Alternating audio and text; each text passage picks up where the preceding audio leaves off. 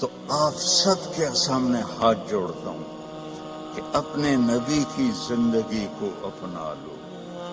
اپنی ہر چیز میں نبی کی زندگی محبت سکھاتی ہے، اور آج کی زندگی ضد سکھاتی ہے کہ میری چلے گی، جو میں کہوں گی وہ ہوگا. خاوند کہتا جو میں کہوں گا وہ ہوگا. یہاں سے جدائیاں شروع ہو جاتی. تو میرے رب نے ایک ترازو دے دیا ہے، وہ ہے محمد الرسول اللہ صلی اللہ علیہ وسلم. کہا کہ اس کے پیچھے چلو. قل ان کنتم تحبون اللہ فاتبعونی. اللہ سے ملنا ہے تو حبیب کی غلامی اختیار کرو، اس کو راضی کرو.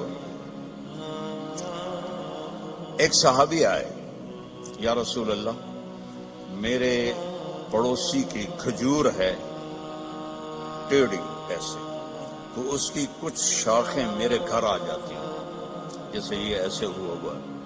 تو جب کھجور پکتی ہے تو کھجوریں گرتی ہیں، تو میرے بچے چھوٹے چھوٹے ہیں، وہ اٹھا کے منہ میں ڈالتے ہیں، تو وہ بھاگ کے آتا ہے ان کے منہ سے نکال لیتا ہے. تو اس سے کہیں اتنی سختی نہ کرے، گری ہوئی کھجور تو اب کون بیچے گا اسے، چھوٹے بچے کھا لیں. تو آپ نے اسے بلایا، وہ تھا منافق. آپ نے کہا بھائی ایک سودا کرتے ہو؟ کہا کیا؟ کہ یہ کھجور مجھے دے دو اور اس کے بدلے میں تمہیں جنت میں کھجور لے کے دیتا ہوں. بولیں گا یا رسول اللہ آپ کسی اور کھجور کی بات کرتے تو وہ تمہیں دے دیتا، یہ تو مجھے اور میرے بچوں کو بہت پسند ہے، یہ تو میں نہیں دے سکتا. اب چپ ہو گئے، اٹھ کے چلا گیا. وہاں ایک صحابی بیٹھے تھے، ابو الدحداح.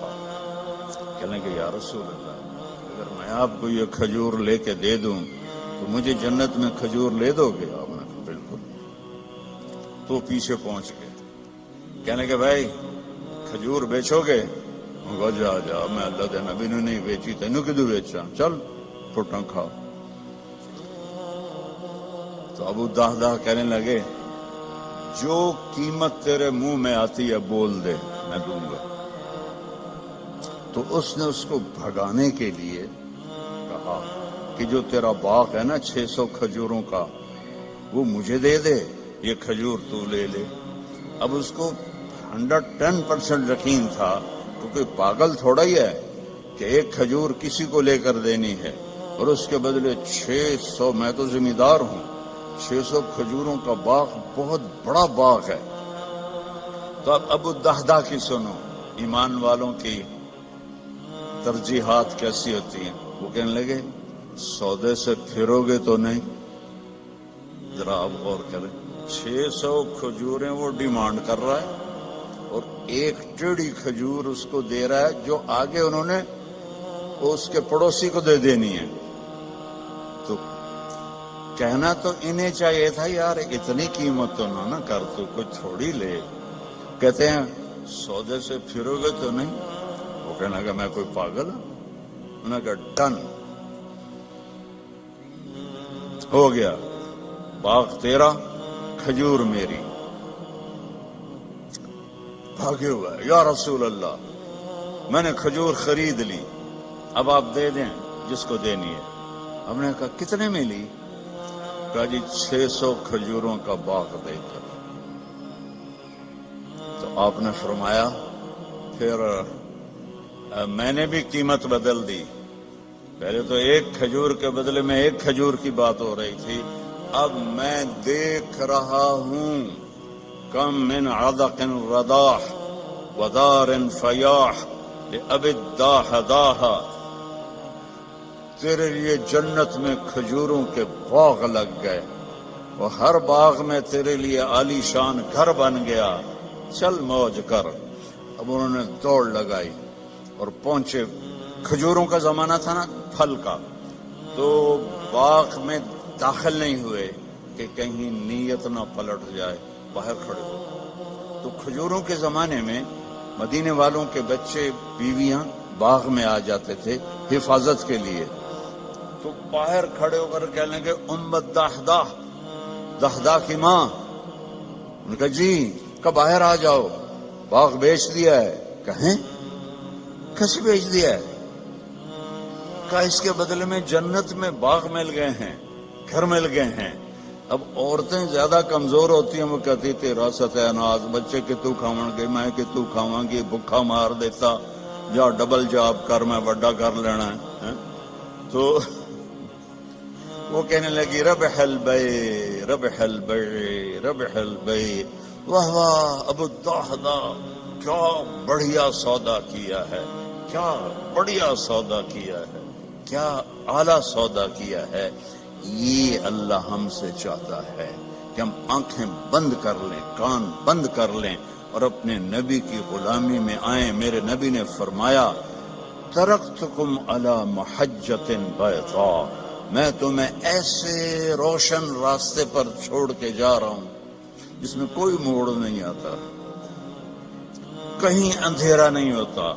تو اللہ تعالیٰ نے ایک حبیب بنایا، اللہ نے کسی نبی کی قسم نہیں کھائی قرآن میں، اپنے نبی کی قسم کھائی، لعمرک، اے میرے محبوب مجھے آپ کی جان کی قسم۔ آپ کو پتا ہے ہمارے انڈیا پاکستان میں جس سے زیادہ محبت کا اظہار کرنا ہو تو کہتے ہیں تیری جان کی قسم، حالانکہ یہ ٹھیک نہیں ہے، لیکن ہم کہتے ہیں تیری جان کی قسم۔ اور میرا اللہ اپنے حبیب سے کہہ رہا ہے میرے محبوب آپ کی جان کی قسم۔ اللہ نے کسی نبی کے شہر کی قسم نہیں کھائی، اپنے حبیب کے شہر کی قسم کھائی۔ لا اقسم بہذا البلد وانت حل بہذا البلد ووالد وما ولد، 4 قسمیں مکے کی۔ اچھا اس میں لا جو آیا نا، لا نہیں، تو ایک اس کا ترجمہ ہے کہ یہ لا اضافی ہے۔ اللہ کہہ رہا ہے اقسم بہذا البلد، میں قسم کھاتا ہوں اس شہر کی۔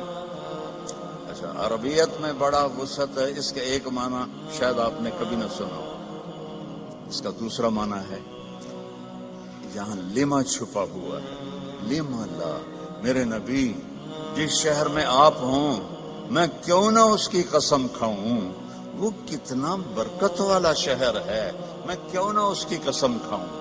اس کا تیسرا معنی کہ لا کو اصل بنا دو، کہ میرا رب کہتا ہے کہ میرے محبوب جس شہر میں آپ ہوں آپ کا ہونا ہی اتنا بابرکت ہے کہ مجھے اس شہر کے قسم کھانے کی ضرورت ہی کوئی نہیں۔ آپ کی کتاب کی قسم کھائی، یاسین والقرآن الحکیم، تورات کی قسم نہیں، زبور کی قسم نہیں، انجیل کی قسم نہیں، بائبل، لا یاسین والقرآن الحکیم۔ نوح علیہ السلام کو قوم نے کہا اِنَّا لَنَرَاكَ فِي ضَلَالٍ مُبِينٍ، اے نوح تو گمراہ ہے۔ ان کا لَيْسَ بِي ضَلَالَةٌ، میں گمراہ نہیں۔ ہود علیہ السلام کو ان کی قوم نے کہا اِنَّا لَنَرَاكَ فِي صَفَاحَةٍ، آپ نے کہا لَيْسَ بِي صَفَاحَةٌ، میں پاگل نہیں ہوں۔ نبی پہ اعتراض ہوا، نبی نے جواب دیا، میرے نبی پر بھی اعتراض ہوا۔ وَيَقُولُ الَّذِينَ كَفَرُوا لَسْتَ مُرْسَلًا، تجھے کس نے رسول بنایا، تجھے کس نے رسول بنایا، یَأْكُلُ الطَّعَامَ وَيَمْشِي فِي الْأَسْوَاقِ، تو ہماری طرح زندگی گزارتا ہے، نہ تیرے پاس فرشتے آتے ہیں نہ تیرے پاس کچھ ہے، تو تجھے کس نے نبی بنا دیا، تو نبی نہیں ہے۔ تو میرے رب نے فرمایا میرے محبوب آپ نے جواب نہیں دینا، میں جواب دوں، تیرا رب جواب دے گا۔ اور قسم کھا کے یاسین والقرآن الحکیم انک لمن المرسلین، اللہ نے 2 قسمیں کھائیں، ایک یہ والقرآن الحکیم، ایک ان اور لام جب جمع ہوتے ہیں وہ قسم بن جاتا ہے۔ اللہ نے 2 دفعہ قسم اٹھا کر کہا آپ میرے رسول علی صراط مستقیم، آپ سیدھے راستے پر ہیں۔ یعنی آپ لوگوں نے لگایا ہوتا کیا جڑا موبائل چوندا راہ دسن والا نیویگیشن، وہ تو غلط بھی ہو جاتا ہے۔ ابھی ہم قریب آ کے کھبے سجے ہو رہے تھے کہ اور میرا رب کہتا ہے جو نیویگیشن میرا نبی تمہیں دے گیا ہے قیامت تک اس میں کوئی خطا نہیں آئے گی، آنکھیں بند کر کے چلو، اصل منزل اللہ ہے کہ اللہ راضی ہو جائے. اصل منزل اللہ ہے اور اللہ نے اپنی رضا کو لگا دیا ہے اپنے حبیب کے ساتھ کہ میرے محبوب کی زندگی اپنانی ہوگی. عبادات تو تھوڑی سی ہیں، 5 نمازیں ہیں، 30 روزے ہیں، زکوٰۃ اور حج پیسے والوں پر ہے، غریبوں پر نہیں ہے. باقی آپ چونکہ فیملیز بیٹھی ہوئی ہیں، میرے نبی نے گھر کی زندگی کیسے گزاری، 11 شادیاں کیوں کی؟ شوق کی تھی. او بھائی کھڑے ہو کے پینا بھی سنت ہے، کوئی فتویٰ نہ دے دے. کیونکہ ہندوستان پاکستان میں مفتی ڈھیر سارے، ٹھک فتویٰ. میں سوچ سمجھ کے یہاں پانی پی رہا ہوں کیونکہ، اور احتیاطاً اس لیے کہہ دیا کہ ضرور کسی نے کہنا تھا مولوی کھلو کے پانی پیتی جاندہ. میرے نبی نے کھڑے ہو کے پیا ہے، اپنی امت کو سہولت دی ہے. کھڑے ہو کے پیشاب بھی کیا ہے، اپنی امت کو سہولت دی ہے.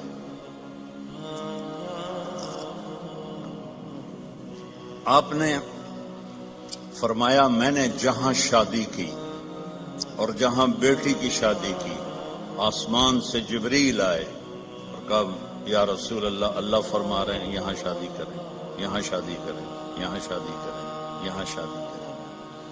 پھر آپ نے فاقے کے ساتھ ان بیویوں سے کیا سلوک کیا کہ وہ قربان ہونے لگی.